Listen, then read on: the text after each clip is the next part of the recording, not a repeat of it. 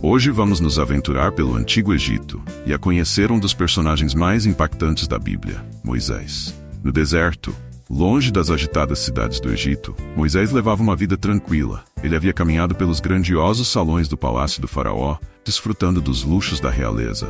Mas tudo mudou quando fugiu do Egito após matar um capataz egípcio. Já não era mais um príncipe. Moisés se tornou um simples pastor, cuidando de seu rebanho no deserto.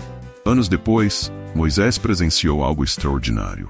Uma sarça que estava em chamas, ardendo no deserto. Ela queimava, mas o fogo não a consumia.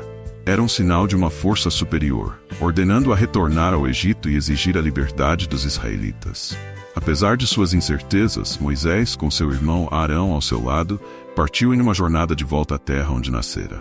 Ao retornar ao Egito, Moisés ficou diante do poderoso faraó, um governante conhecido por seu controle severo sobre a terra. Apesar da presença intimidadora do rei, Moisés entregou uma mensagem de Deus: "Deixe meu povo ir." O faraó ignorou a exigência de Moisés e tornou a vida dos escravos israelitas ainda mais dura. Mas Moisés estava pronto para mostrar ao faraó as consequências de sua teimosia. A comando de Moisés, a primeira de muitas pragas atingiu o Egito. Arão, irmão de Moisés, estendeu seu cajado sobre o rio Nilo, e a água se transformou em sangue. O rio, que outrora fora a fonte de vida do Egito, tornou-se uma fonte de morte. Os peixes morreram, e um terrível mau cheiro tomou conta do ar. O sangue não permaneceu apenas no Nilo. Ele se espalhou pelos canais de irrigação, infiltrando-se nos sistemas de água que abasteciam as casas egípcias. Tanto nos palácios grandiosos quanto nas residências simples, as pessoas encontraram suas bacias, fontes e jarros de água cheios de sangue. A teimosia do faraó trouxe uma série de desastres. Certa manhã, os egípcios acordaram para encontrar suas terras infestadas de rãs. Esses animais estavam em toda parte, nas casas, cozinhas e até no quarto do faraó. Elas pulavam nas panelas de comida e se escondiam debaixo dos travesseiros, coaxando sem parar. Assim que as rãs desapareceram, o ar se encheu com uma nuvem de mosquitos. Esses pequenos insetos picavam a pele de pessoas e animais, causando intensa irritação e sofrimento. Em seguida, enxames de moscas vieram tão densos que escureceram o céu. Não eram moscas comuns. Elas mordiam e espalhavam doenças, tornando o próprio ar perigoso de respirar. Elas invadiram as casas e cobriram tudo. Depois, uma praga atingiu diretamente a riqueza do Egito: o gado. Os campos, antes repletos de gado saudável, transformaram-se em cemitérios silenciosos, enquanto a doença dizimava os animais. O gado dos israelitas, entretanto, foi poupado, evidenciando a clara proteção divina. Apesar da ruína econômica, o coração do faraó continuava endurecido.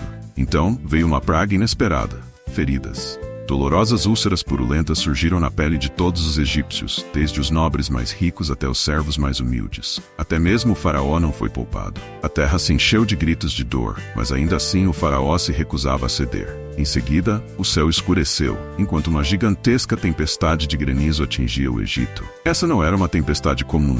As pedras de granizo eram enormes, destruindo plantações, demolindo casas e matando qualquer um que estivesse do lado de fora. Relâmpagos cruzavam o céu, incendiando os campos remanescentes. O Egito, antes cheio de vida e abundância, agora parecia um campo de guerra devastado. Então, dos céus arruinados, veio a oitava praga: gafanhotos. Esses insetos famintos invadiram a terra, devorando tudo o que restou após o granizo. A penúltima praga foi a escuridão, mas não qualquer escuridão. Era uma escuridão densa e impenetrável que cobriu o Egito por 3 dias. Era como se o sol tivesse desaparecido completamente. Os egípcios não conseguiam ver suas próprias mãos à frente de seus rostos, e o medo se espalhou pela terra. Tudo o que podiam fazer era esperar na escuridão, aguardando ansiosamente o retorno do sol. Finalmente, após todo o sofrimento, chegou a última e mais devastadora praga: a morte dos primogênitos. Naquela noite, uma sombra pairou sobre o Egito, e em todas as casas onde o sangue de um cordeiro não havia sido passado nos umbrais das portas,